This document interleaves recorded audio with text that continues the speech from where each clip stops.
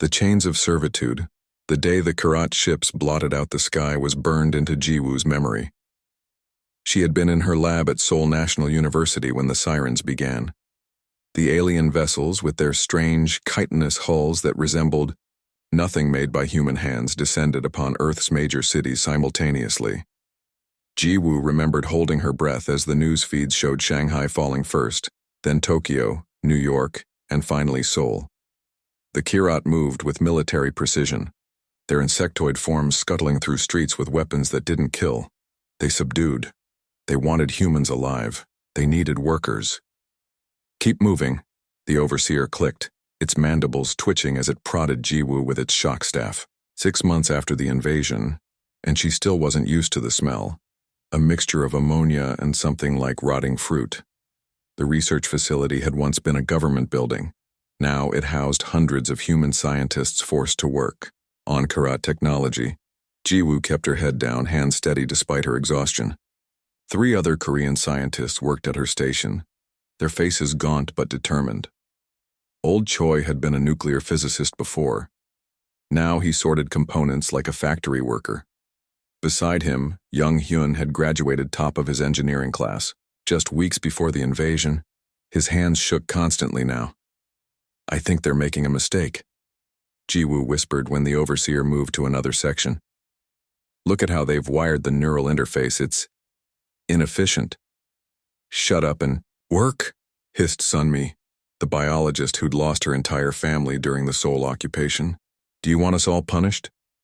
But Jiwoo couldn't stop noticing things. The Kirat were advanced, yes, but they had blind spots. Their technology relied heavily on their unique biology, specifically their hive-mind neural network. They struggled to understand how individual human minds functioned independently. That night in the cramped sleeping quarters that housed 50 humans in what used to be an office floor, Jiwoo couldn't sleep. The red eyes of surveillance drones glowed in the corners, but she'd learned their patterns. When the nearest one swiveled away, she quickly sketched something on a scrap of paper hidden in her thin mattress. "What are you doing?"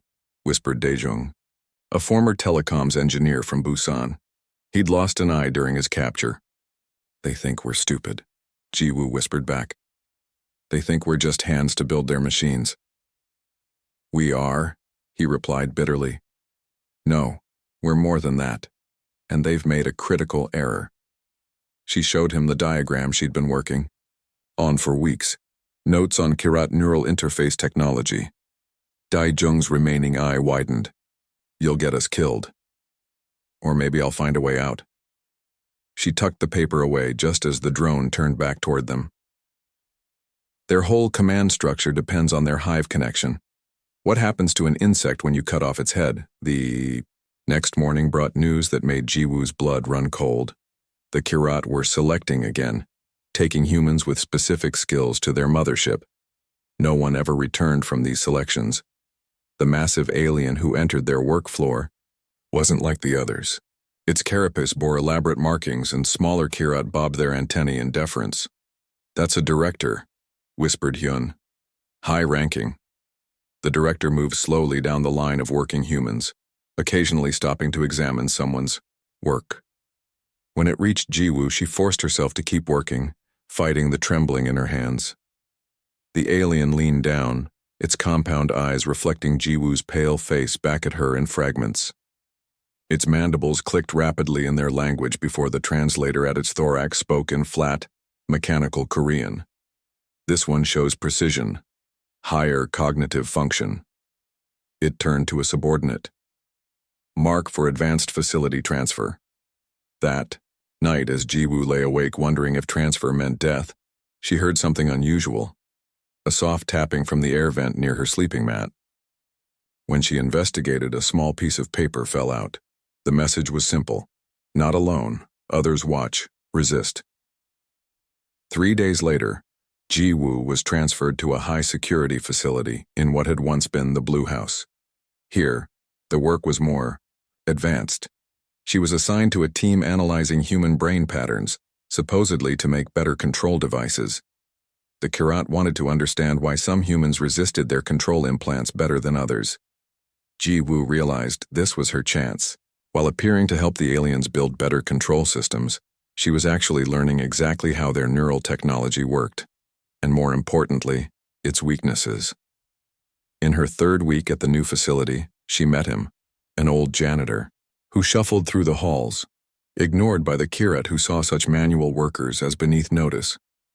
As he mopped near her workstation, he whispered without looking at her, "The subway tunnels beneath Guanghuamen Square. 3 sections still hold free humans." Jiwoo nearly dropped her tools but managed to maintain her composure. "How many?" she whispered back when the nearest overseer turned away. "Hundreds. Growing. Waiting." He moved on without another word. That night, Jiwoo added new notes to her hidden diagrams. The Kirat technology had a fundamental flaw. Their hive communications operated on quantum principles that made them vulnerable to specific frequency disruptions. If humans could build a device to exploit this. As dawn broke over the occupied city, Jiwoo looked out through the reinforced windows at the massive Kirat ship hovering above what remained of Seoul Tower. For the first time since the invasion, she felt something dangerous growing inside her chest. Hope. Whispers of resistance. 3 years had passed since the Kirat arrived. 3 years of watching the sky turn the sickly green color of their atmospheric processors. 3 years of serving as little more than tools with hands for the insectoid conquerors. Jiwoo pulled her thin jacket tighter around her shoulders as she made her way through the rubble-strewn alley. Curfew had started an hour ago, and the penalty for humans caught outside their designated zones was severe. But the message she'd received couldn't wait. A drone buzzed overhead, its searchlight sweeping the streets. Jiwoo pressed herself against a wall, holding her breath until it passed. She'd learned their patrol patterns, the blind spots in their surveillance. The aliens were methodical to a fault. Once you understood their systems, you could find the gaps. The entrance to the old subway system was hidden beneath a collapsed storefront. Jiwoo glanced around once more before slipping through the narrow opening. The familiar smell of damp concrete and human sweat greeted her as she descended the broken escalator steps. "Password," came a whisper from the darkness. "Fireflies, still, glow," Jiwoo responded softly. A flashlight clicked on, revealing the face of Minho, one of the underground scouts. His left arm ended in a stump, punishment for sabotaging a Kirat mining operation last year. "They've been waiting for you," he said, leading her deeper into the tunnel system. The abandoned Guanghuamen station had been transformed. What once shuttled commuters now housed nearly 200 humans. Solar-powered lights salvaged from destroyed buildings provided dim illumination. People moved with purpose, some maintaining weapons, others treating the sick, children being taught, in hushed voices. At the center of this underground city stood Colonel Kim Tae-ho, once a decorated officer in the Korean military, now the leader of Seoul's largest resistance cell. His face bore the scars of the initial invasion, but his eyes remained sharp and clear. "Dr. Park," he greeted Jiwoo with a respectful nod. "Your message said it was urgent." Jiwoo pulled out the small device she'd smuggled from the research facility. It had taken months of stealing parts, one tiny piece at a time. "I've confirmed my theory," she said, her voice low but intense. "The Kirat hive mind is vulnerable.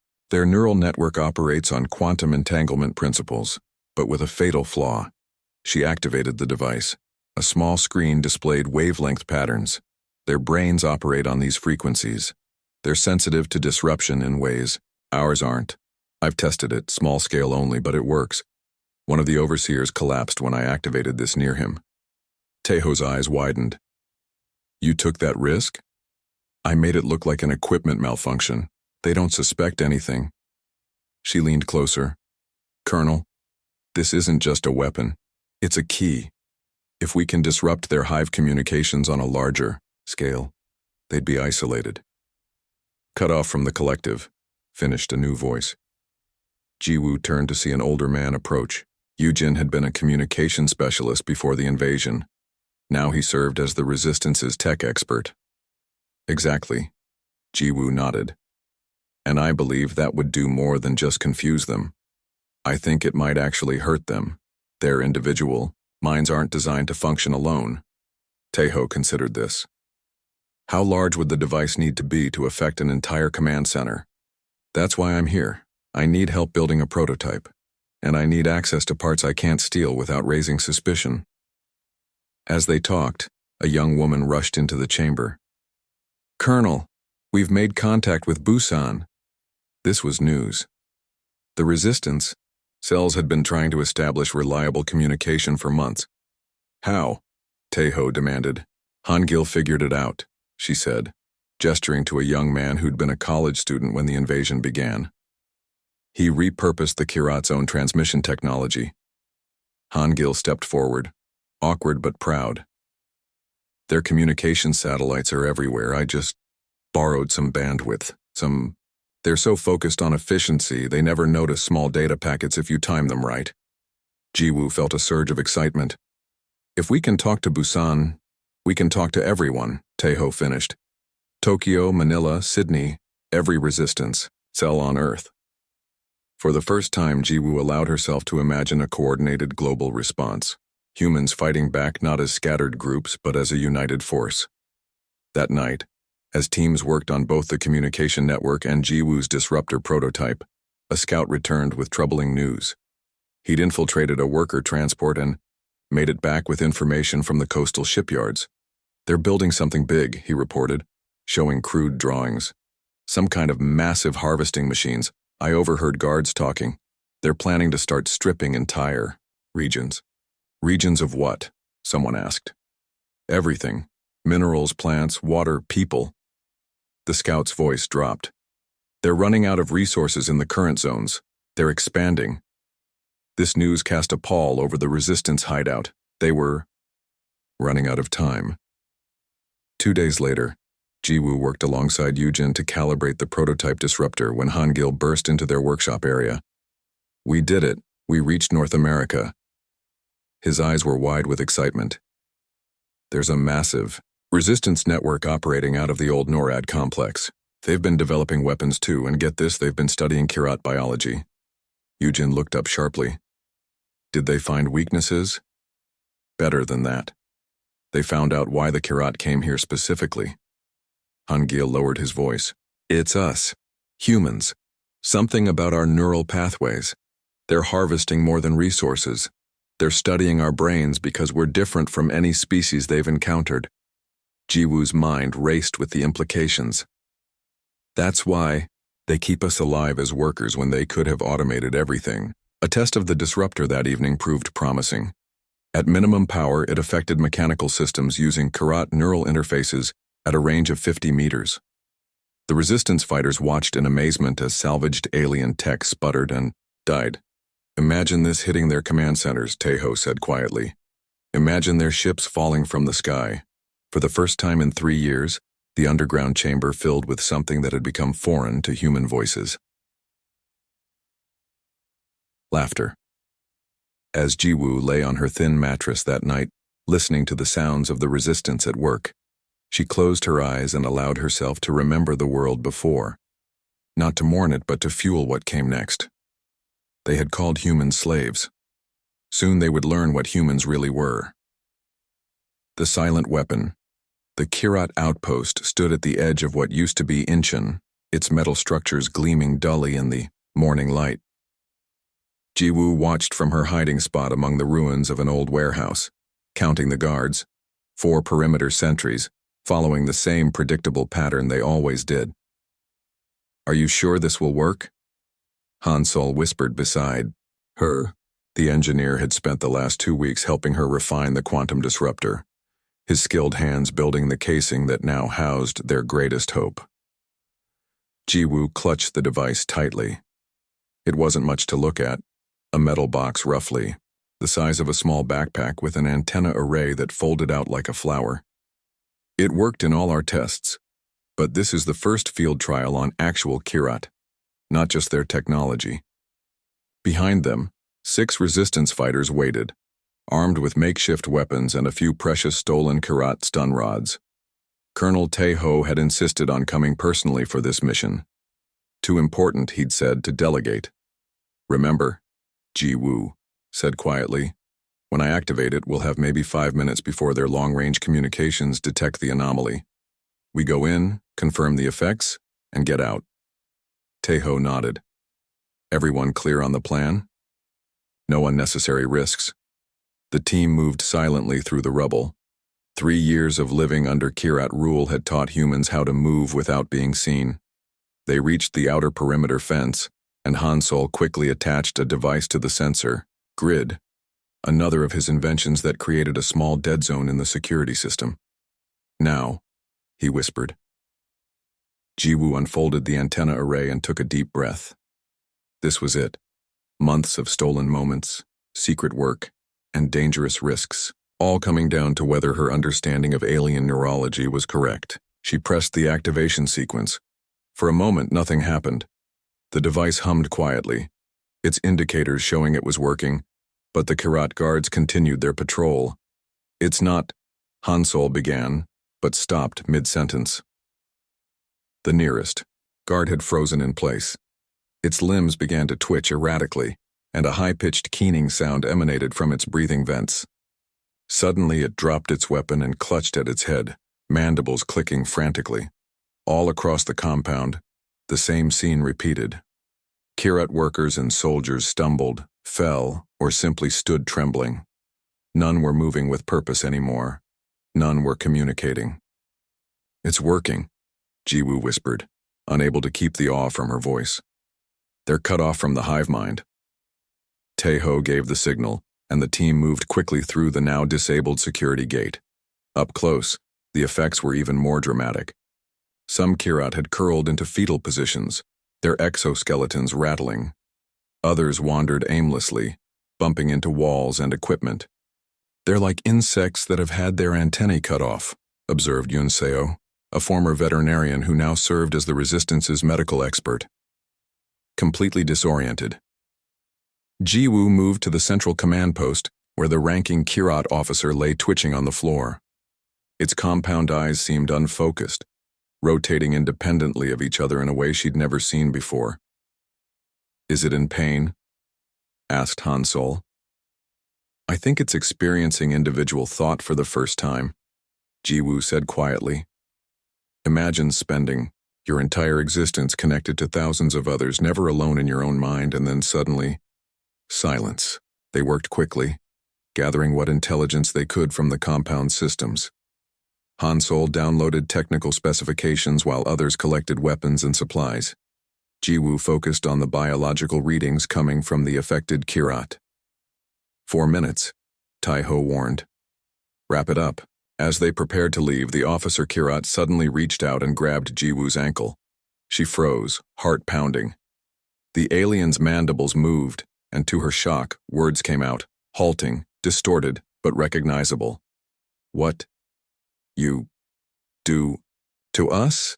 It was speaking directly, not through a translator. Ji-woo hadn't known they could do that. We're taking back our world, she said, pulling free of its weakened grasp. The team retreated as planned, leaving behind a compound full of disabled aliens. As they reached safe distance, Ji-woo deactivated the disruptor. The effects would wear off soon, but the test had succeeded beyond their expectations. Back at the Resistance base, the mood was electric. News of the successful test spread quickly, and for the first time, people spoke openly of victory rather than mere survival. The next version will have triple the range, Hansol promised, already sketching modifications. And I've figured out how to make it portable, small enough to carry in a pocket. How many can you build? Taeho asked. With the parts we have? Maybe 5. With what we could scavenge from another raid? 20 or 30. Ji-woo shook her head. We need hundreds to affect all their major installations simultaneously. Then we'll make hundreds, said a new voice.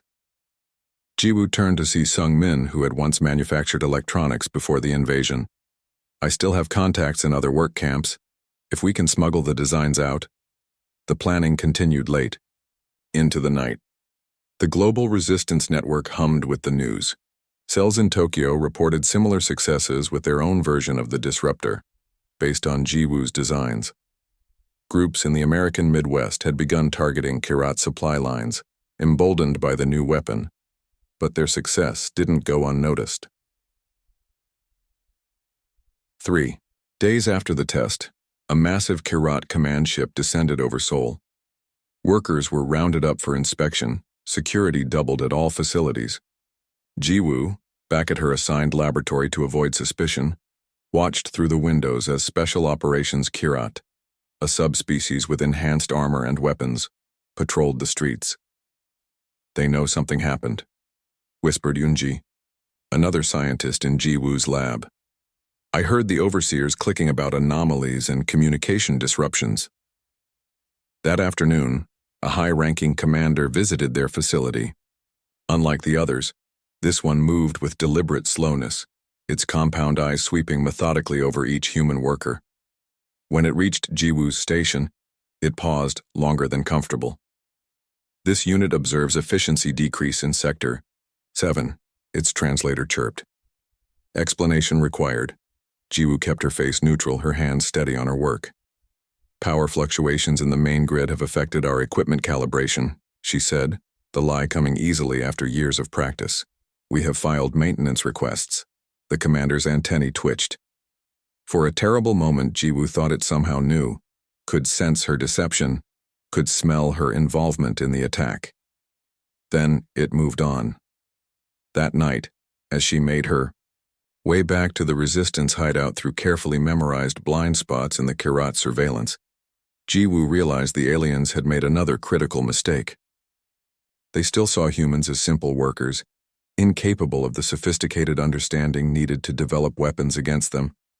Their arrogance would be their downfall. In the subway tunnels, Hansol greeted her with news.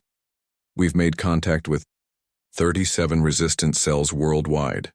Everyone's building disruptors. We're calling it Operation Phoenix." "Phoenix," Jiwoo repeated, "rising from the ashes. In 3 weeks, we hit them all at once. Every major command center, every ship, every communication hub." Jiwoo nodded, feeling the weight of what they were planning. Not just a strike, but potentially the beginning of the end for humanity's enslavement. "They never understood what they were dealing with when they came here," she said quietly. "They thought they found a species they could use and discard." Hansol smiled grimly. "They're about to learn they found something else entirely." The first flames dawn broke over Seoul with an unnatural quietness. The usual buzzing of Kirat patrol drones was absent. Their operators pulled back for the massive military parade scheduled for that afternoon. The aliens loved their displays of power, a reminder to the human population of who controlled Earth now. Jiwoo checked her watch. 6 hours until Operation Phoenix began. "Nervous?" Do-hyun asked, adjusting the disruptor hidden inside his worker uniform. Once a professional baseball player, his powerful build had kept him alive in the labor camps before he escaped to join the resistance. "Terrified," Jiwoo admitted. Honesty seemed important on what might be their last day. But ready. They moved. Through the morning worker crowds, 2 among thousands of humans trudging toward their assigned posts. Resistance members had spent weeks infiltrating key positions throughout the city. Jiwoo and Do-hyun were assigned to the Central Command Tower, formerly Seoul City Hall, now the nerve center of Kirat operations in East Asia. Their identification chips passed the scanners. The alien guards barely looked at them. Humans were furniture to them, tools that moved on their own.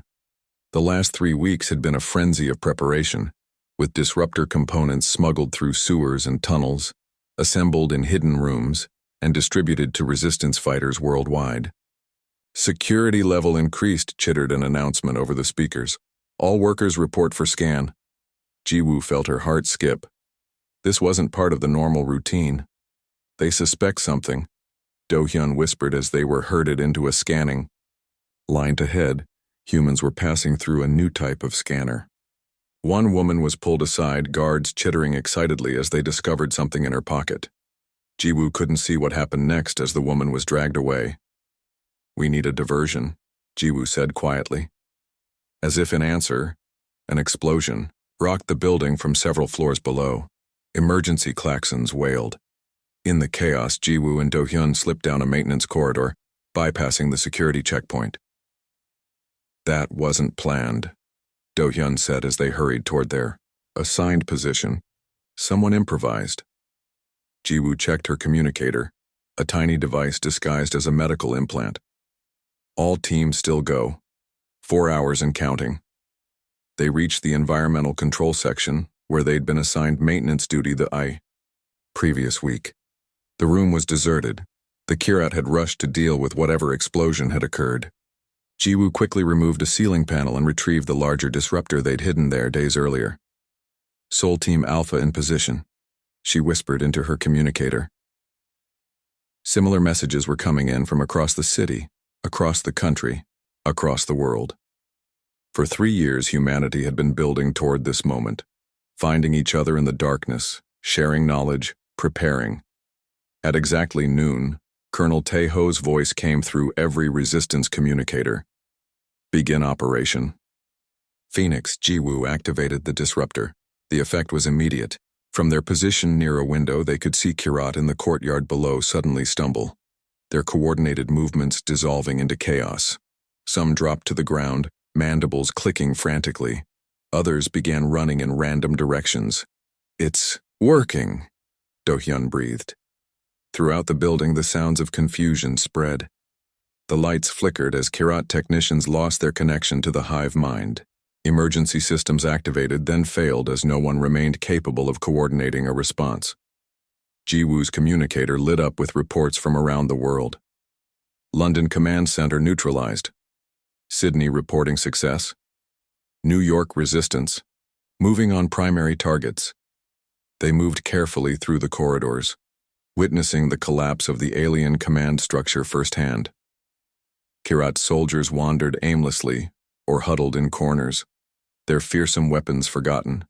Some seemed to be trying to communicate with each other through gestures, their natural telepathic abilities severed by the disruptors. Phase 2, Do-hyun said, checking his watch. The weapon caches.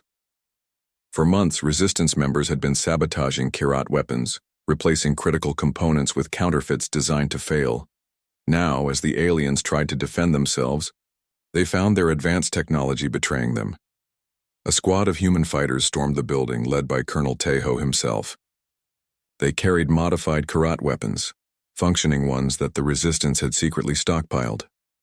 Command level secured, Taeho reported into his communicator. Ji-woo, Do-hyun, status? Environmental controls secured, Ji-woo replied. We can lock down the atmospheric systems if needed. Outside, the sound of fighting echoed across the city. Humans emerged from hiding places, armed with whatever they could find. The carefully planned resistance attacks had sparked a wider uprising as ordinary people realized the Kirat were vulnerable. The mothership is trying to launch, came an urgent report over the communicator. They're attempting evacuation. Ji-woo rushed to a window. Above the city, the massive Kirat command ship, easily the size of several city blocks, was powering up its engines. Blue energy crackled around its hull.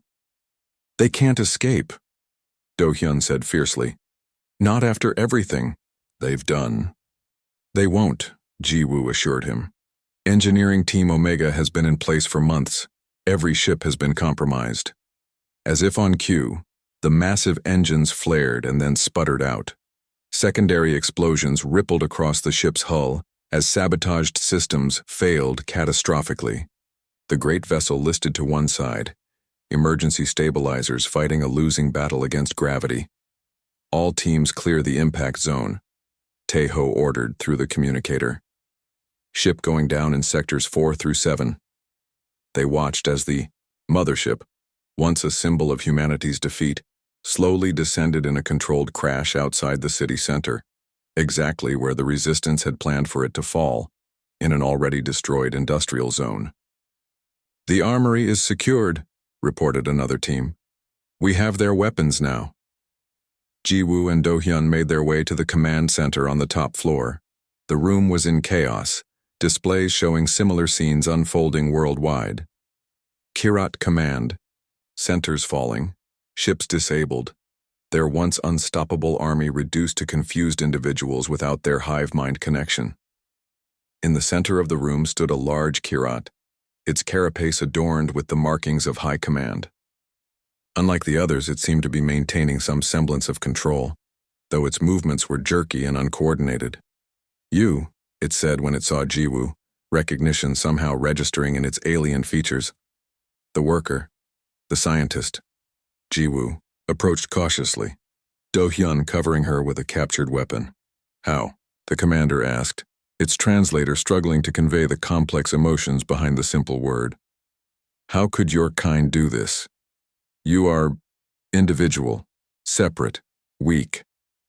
"That's where you made your mistake," Jiwoo replied. "You saw our individuality as weakness, but it's our strength. We don't need a hive mind to work together." The commander's compound eyes rotated, focusing and unfocusing. The silence, it is unbearable. For a brief moment, Jiwoo felt something unexpected. Pity. These beings had never known individual existence. They had always been parts of a greater whole. "Your forces are surrounded," she said. "Your weapons are failing. Your ships can't fly. Surrender, and there doesn't need to be more death." The Kirat commander straightened to its full height, towering over the humans. For a tense moment, Jiwoo thought it might attack. Then its posture sagged. "The hive. We'll send more," it clicked. But even its translator couldn't make the threat sound convincing. Colonel Taeho stepped forward. "No, they won't.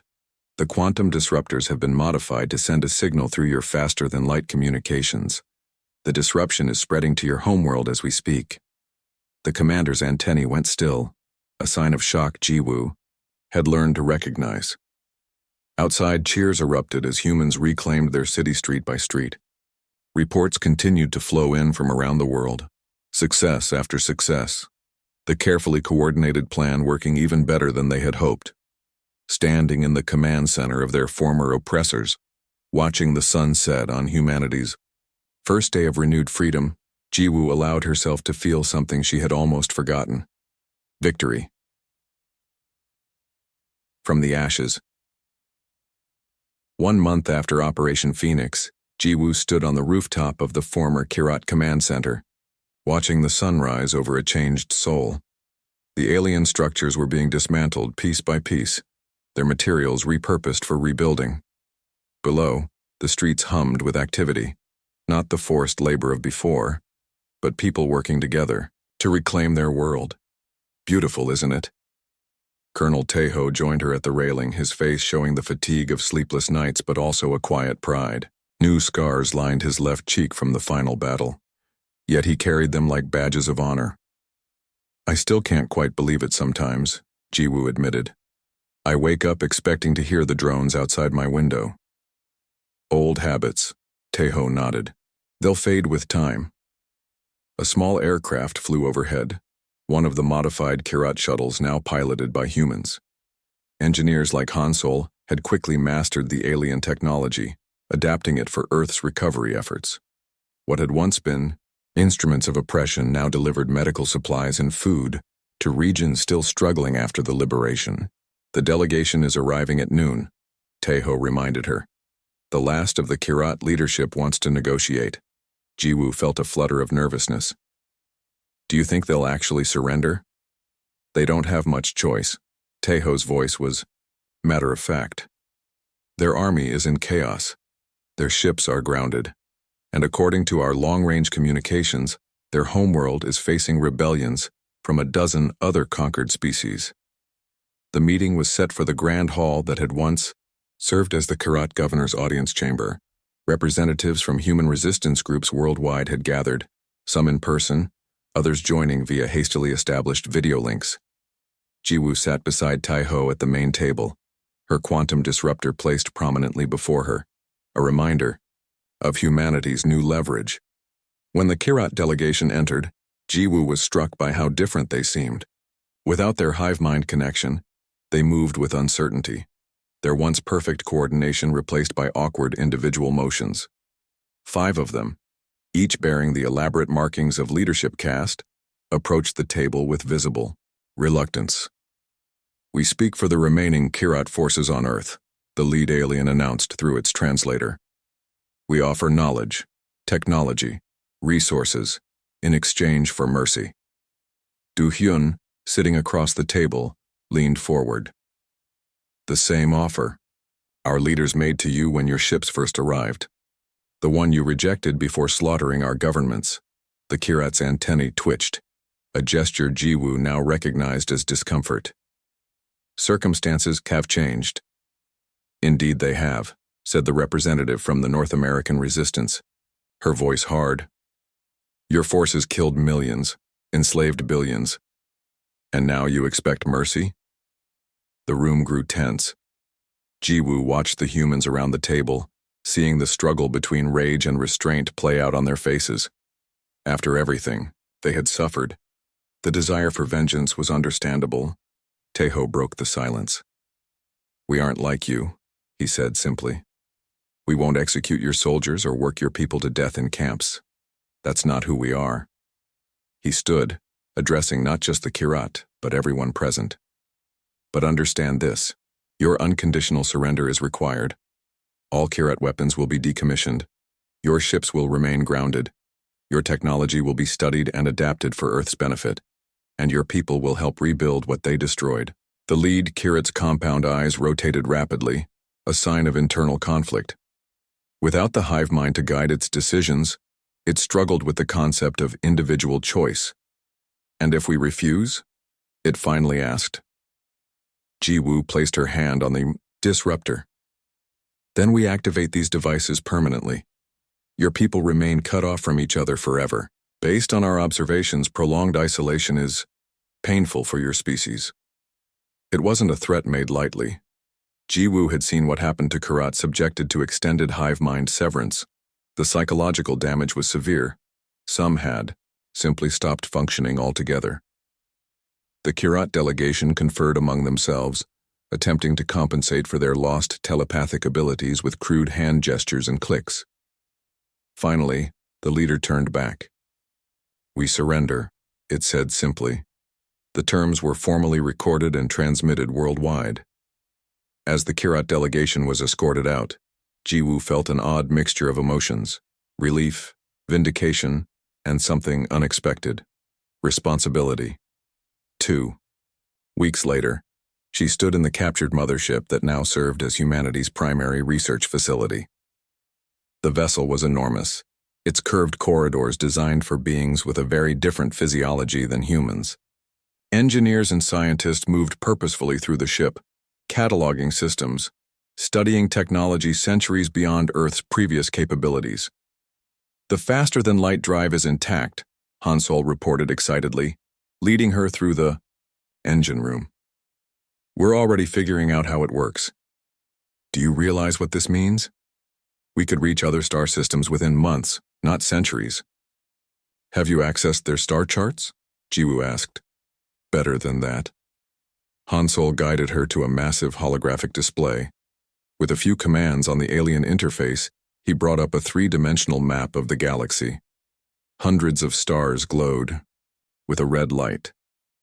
These are all worlds the Kirat conquered, and these, several dozen points pulsed with blue light, are showing communication patterns consistent with successful rebellions. Jiwoo studied the map in awe. Their entire empire is collapsing, like dominoes. The quantum disruption spread through their network planet by planet. Hansol couldn't keep the excitement from his voice. We've been getting transmissions from some of these worlds, other species reaching out, wanting to learn how we defeated them. That evening, Jiwoo attended a meeting of the newly formed Human Coalition, the interim global government established to coordinate Earth's recovery. Representatives from every continent sat around a circular table, no nation or faction given precedence over others. The old divisions of country and ideology seemed trivial now, in the face of what they had all endured together. The first defense, fleet will be ready within 6 months, announced the head of the technology committee. Converted Kirat vessels with human crews. We're calling the flagship Phoenix. And what about the Kirat still on Earth? Asked another representative. There are still millions of them even after we sent their leadership back to their homeworld. Taeho, who now led the Security Council, stood to address the question. They remain under supervision. Without their hive connection, they're changing. Some are beginning to develop stronger individual identities. It's an unexpected development. Jiwoo had seen this herself. Kirat workers, once mindless drones when cut off from the collective, were slowly adapting. Some had even begun to communicate directly with humans, learning new ways to exist. As the meeting concluded, Jiwoo stepped outside into the cool evening air. Above, the stars shone brightly, now not just distant lights, but potential destinations. Worlds to explore, species to meet as equals rather than conquerors or conquered.